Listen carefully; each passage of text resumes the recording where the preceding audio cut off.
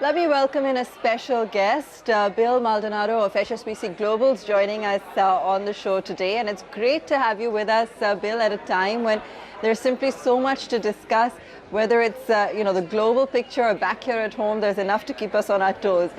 So let me start off with, really what everyone's been talking about, and that is the impact of the trade wars, of those tensions on growth, on possibly what the Fed's going to do next.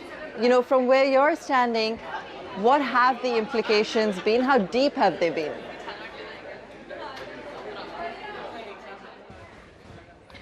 Well, I think that the biggest event in markets and in the global economy this year has certainly been the Fed's pivot, which we saw, around the end of the first quarter, towards a much more dovish stance.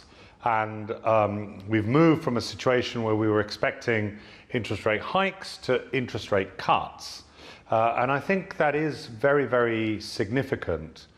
I think it's important to appreciate that this is not because the US economy, is going into a recession, and the Fed are very, very worried about this, but rather because they have the room to act, because inflation has persistently undershot target inflation of 2%.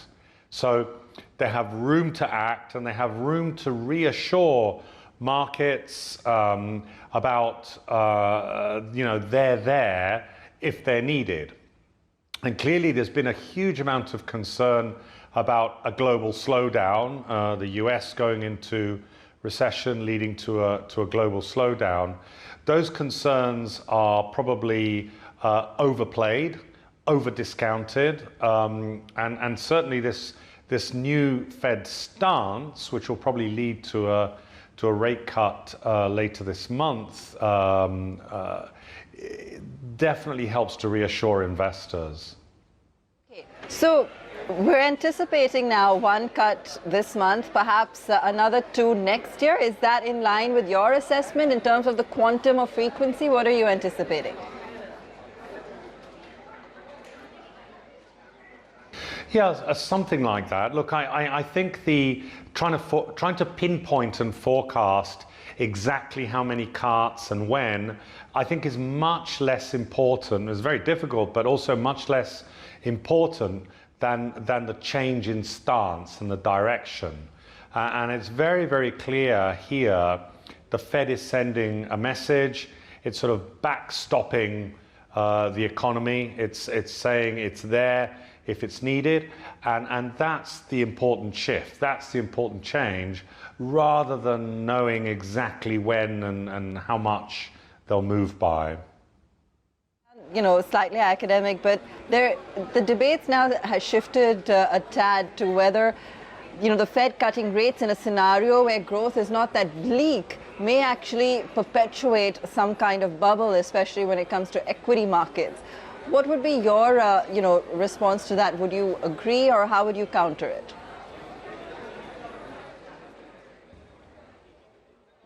Well, it's very difficult to say that there are bubble-like qualities in asset prices, in equity prices, certainly at the moment. A bubble generally occurs when market participants completely forget any fundamentals like valuations or profitability or anything else like that, and there is just a race to buy the asset because the perception is that the asset can only go in one direction, can only go up and up and up. So I would say that those conditions don't exist. Market participants are very worried about the economy. They're very worried about market prices. That's been the predominant theme, the predominant narrative has been an expectation of an imminent recession. And although at the moment we've got asset strength on the back of the Fed's pivot, we don't have to look back very far to to look at actually price action going in the other direction because of concerns about an imminent recession. So I think it's very difficult to say that there is a bubble and that there are bubble-like aspects to the market, and that therefore central banks are somehow going to perpetuate those bubbles. I think the conditions just aren't there for that idea to play out. Okay, just taking a step back for a moment, and then we'll discuss some of those asset classes in a bit more detail. But there have been some market moguls who've been predicting, this market topping out, particularly in the US, for at least 2 years now, if not more, if not 3. And it just doesn't seem to do that. I agree that there may be pockets, or the broader markets may be concerned, but we've still got record highs being created, all the time, as recently as last week as well.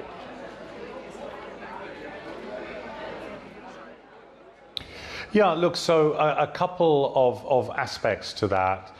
One is we should stop and ask ourselves, are valuations in equity markets, particularly, let's say, the US equity market, are they excessive? Compared to other assets, are equities particularly expensive? Given their level of volatility or risk, are they particularly expensive? And I think the answer to that question is no, they're not. At the moment, they don't look particularly cheap. They look about neutral. And if you ask me for a preference, I would say there are other equity markets around the world which offer better value. But I think US equities are very far from a very high level of valuation. The second thing, though, to exactly to the point you're making, is that we have come a long way in a relatively short period of time. US equities are up about 20% this year. Broader developed markets are probably up around 15. Emerging markets are up around 10. These are round numbers. These are pretty big rates of return in an environment where we've got very low inflation, very low interest rates, and kind of historical rates of growth, relatively low historical rates of growth. Very hard to justify those kinds of returns on an ongoing basis. So it might not be that surprising if the market at some point does take a breather, because it's moved up very, very quickly. But overall, I think it's very difficult to argue that the market is overvalued. It's around fair value. And actually emerging markets, Asian equities, Indian equities, other equity markets in the emerging market complex actually look rather cheap because they've lagged. They haven't participated in this rally to nearly the extent that developed market asset classes have. So how is India looking within that emerging market basket?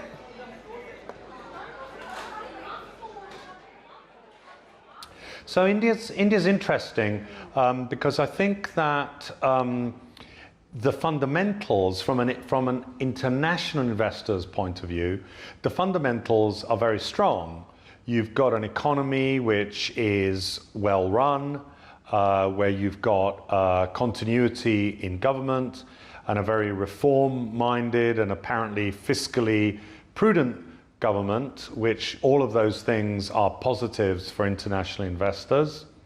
And you've got equity markets where corporates look like they're going to deliver quite strong earnings growth. So there's a lot of positives. I would say the one thing that's a bit more challenging for Indian equity markets is that valuations are now quite high. If you compare Indian equity markets to markets around the region, then Indian markets are looking relatively more expensive than the rest of the region. Now, India often does that. If you sit around and wait for India to be cheap before you buy it as an international investor, then you don't get many opportunities to buy the market. So it tends to trade towards the expensive side of things. But even by its own kind of historical standards on that, it's a little bit expensive at these points. Bonds also look very attractive to international investors.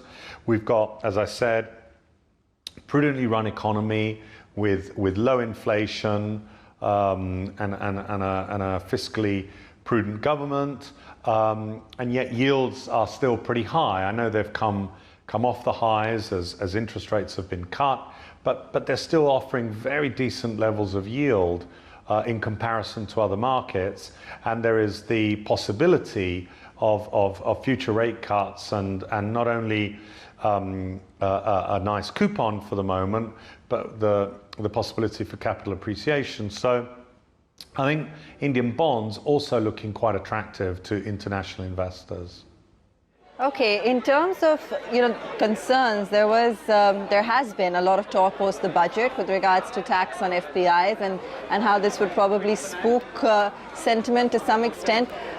What's the mood like according to you, or from what you're seeing on ground? Is it looking like there's more money waiting to come into India because it's looking attractive currently, or are participants would you be wary given the regulatory environment and the changing rules around taxation?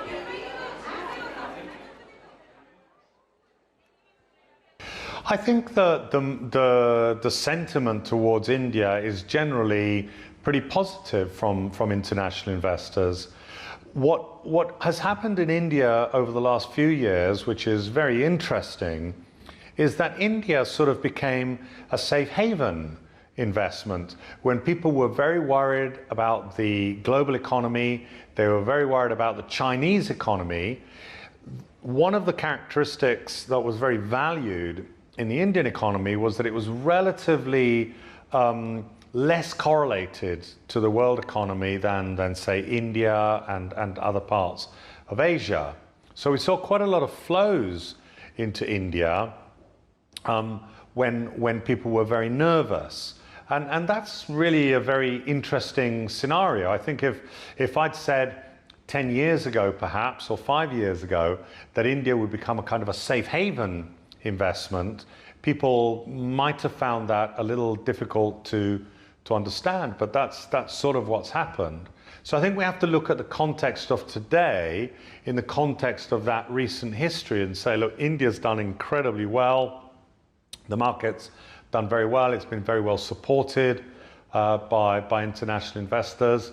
And again, now that there's a little bit less concern about the global economy, now that the Fed has pivoted towards this much more dovish stance, that maybe there's a little bit of consolidation in India. All the underlying fundamental positives are there, but perhaps people aren't seeking that diversification so much at the moment, and the market is a little bit on the expensive side despite the very good fundamentals. So again, it wouldn't be surprising if India takes a little bit of a breather here. I think the key thing is if corporates do deliver the very strong earnings growth that's expected, that could provide another leg up in the market for Indian equities. There is a lot of talk going on with regards to possibly what asset class is looking more attractive given the current global dynamic. Would money be moving, as you're saying, more towards emerging markets? Even within a developed economy basket, are perhaps some of the other markets looking better? US, does it continue to be a favored bet? If you could just give me the lay of the land as you see it currently. Yeah, so I think that's a very interesting question, and it's quite a tough time for asset allocators. So the first thing we'd say is that the traditional safety asset for most investors, which is developed market government bonds, so German bonds, Japanese bonds, US treasuries, other developed market government bonds, look very bad value at this point in the cycle. We'd almost go as far as to say that versus an investment in cash, to us at least, it looks as if you're almost guaranteed to lose.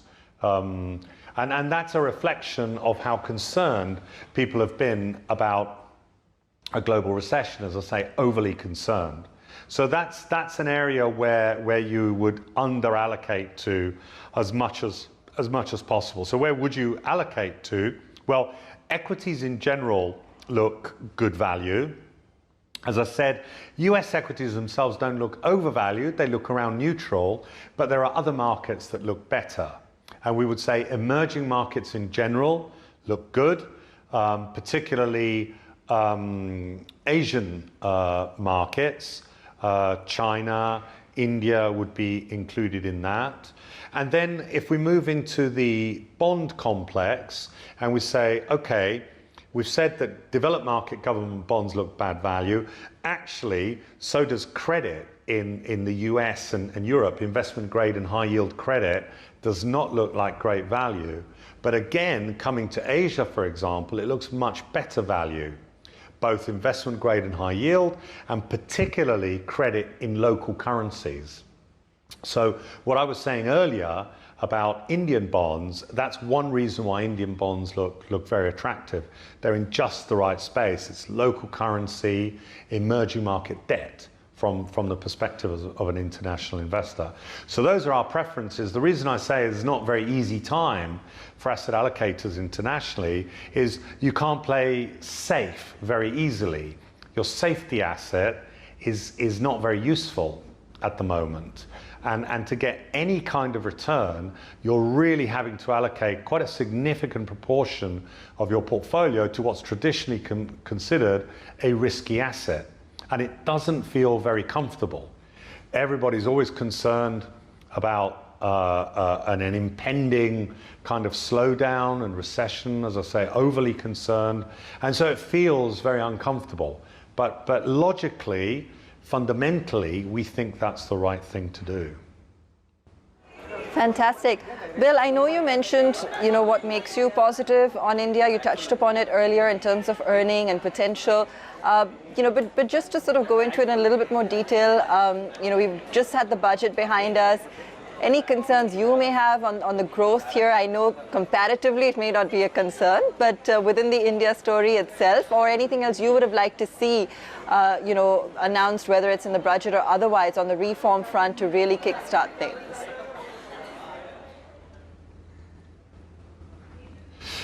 Look, nothing specific to the budget. I think the challenge for India is to grow the sort of formal employment sector, to build the infrastructure, to attract international companies or even domestic Indian companies to make more things in India, to export more things to the rest of the world. The potential for India to do that is phenomenal, and that's been recognized for a long time. That's been recognized by this administration, and I think it's not a thing that you can click your fingers and make happen overnight. It's something that's going to take a long time to happen, but broadly speaking, from an international investor's perspective, are things going in the right direction in India? I'd say yes, they certainly appear to be. We'll have to see how they play out over the medium to long term, but the direction is important, and it seems things are going in that right direction. Fair enough. Anything in terms of, any news stories that have stood out to you? I know you mentioned the financials, but anything else from the markets? Yeah, there's been a lot of churn when it comes to auto discretionary. We've had IT that's managing to hold its ground, pharma suffering a bit, and some new pockets that seem to be cropping up. Anything else that's looking interesting to you? Well, I think something that we've seen in India, which we've also seen in many other markets globally, which is very challenging for active investors, and I would say investors in general, is a concentration of returns amongst a very few stocks. If you think about it logically over the long run, in any given period of time, in any given year, about half the market does better than the index, and about half the market does worse than the index. But in India, recently, as well as in other markets, as I say, what we've seen is the positive returns have accrued to actually a much smaller fraction of the market. perhaps only to a quarter or a fifth of the market.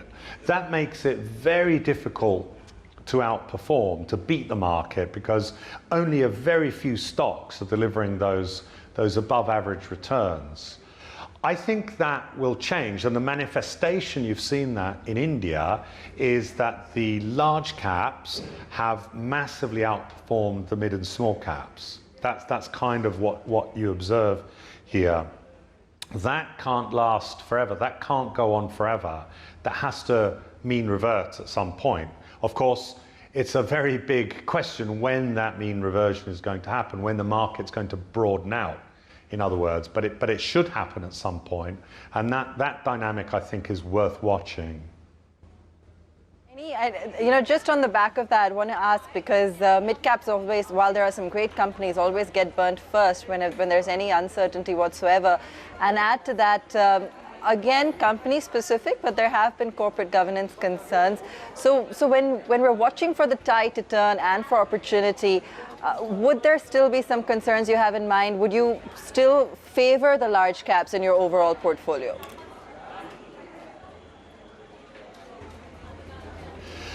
Well, obviously it depends what kind of portfolio you're trying to run, but if you can roam right across the market cap spectrum, then what you're really looking for is where is the best value, and you're looking for a big bias in your portfolio, or a significant bias to where you see that value and the growth prospects. It doesn't mean that you would move everything into small cap or everything into large cap, or kind of any exaggerated moves like that. Generally, it happens gradually.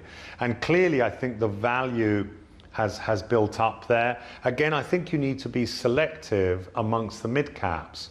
It's not the case that every single mid cap has been sold off and now presents great value and has great governance and great profit growth potential. Not at all. I think you can find a whole spectrum of things even within the mid to small cap spectrum. So again, it's going to pay investors, fund managers and individual investors to be very, very selective. But certainly what you'd say is that the opportunity seems to be much more biased towards that end of the spectrum than towards the very large cap end of the spectrum, which is where the returns have been concentrated more recently. Just one final question before we let you go today, but India as part of the APAC portfolio, do you see it becoming a significantly larger share? Would you have any kind of time frame or kind of targets or thoughts in mind as to how you would go about doing that, or if it will sort of become a bigger investment for you?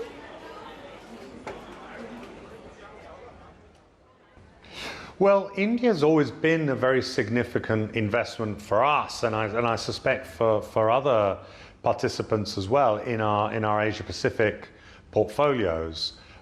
So it's not that we're moving from a situation where we don't have much investment in India to wanting to have a more meaningful investment. We already have a meaningful investment, and I think broadly speaking we're maintaining that, and we're looking for where the opportunities are. So as international investors, we have quite a lot of choice in India, because you have domestic plays, they're consumer plays, domestic manufacturing plays, consumer discretionary like autos, and then you have big international companies as well, which happen to be headquartered in India, but which are really catering to global markets, like some of the consultancy services, some of the auto manufacturers, etc. So you've got a very interesting spectrum of investments here. It's always a question of trying to find where's the value, where's the growth, where are the opportunities. But India always gives you a wide opportunity set. Many other markets are much more narrow. On that note then, Bill, we'll leave it there. Thanks so much for joining us today. Pleasure having you with us, and thanks for taking out the time on your busy trip. Great chatting with you. That's all from us for now. Thanks so much for watching.